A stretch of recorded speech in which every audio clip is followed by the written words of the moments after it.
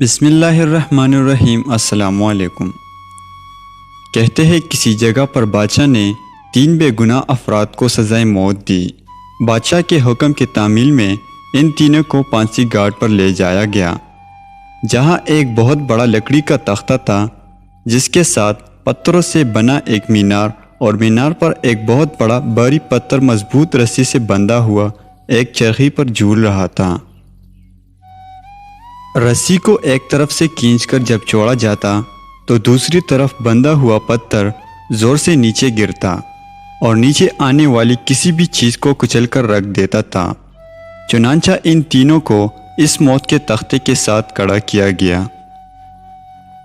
ان میں سے ایک عالم، ایک وکیل اور ایک فلسفی تھا۔ سب سے پہلے عالم کو اس تختے پر عین پتھر گرنے کے مقام پر لٹایا گیا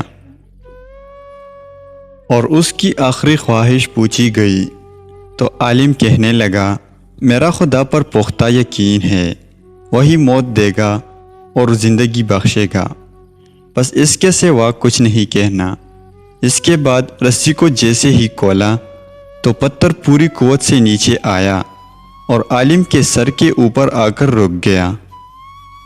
یہ دیکھ کر سب حیران رہ گئے اور عالم کی پختہ یقین کی وجہ سے اس کی جان بچ گئی اور رسی واپس کھینچ لیا گیا۔ اس کے بعد وکیل کی باری تھی۔ اس کو بھی تختہ دار پر لٹا کر جب آخری خواہش پوچھی گئی تو وہ کہنے لگا، میں حق اور سچ کا وکیل ہوں اور جیت ہمیشہ انصاف کی ہوتی ہے، یہاں بھی انصاف ہوگا۔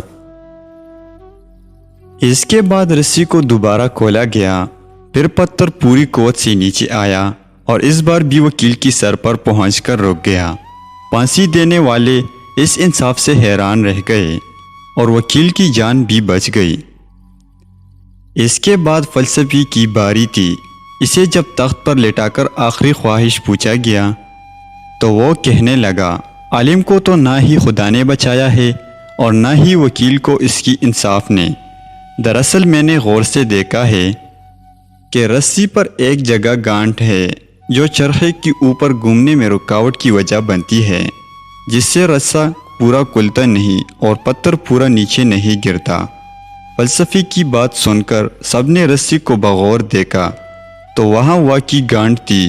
انہوں نے جب وہ گانٹھ کھول کر رسی آزاد کیا تو پتھر پوری قوت سے نیچے گرا اور فلسفی کا ذہین سر کچل کر رکھ دیا گیا۔ حکایت کا نتیجہ، بعض اوقات بہت کچھ جانتے ہوئے بھی منہ بند رکھنا حکمت میں شمار ہوتا ہے۔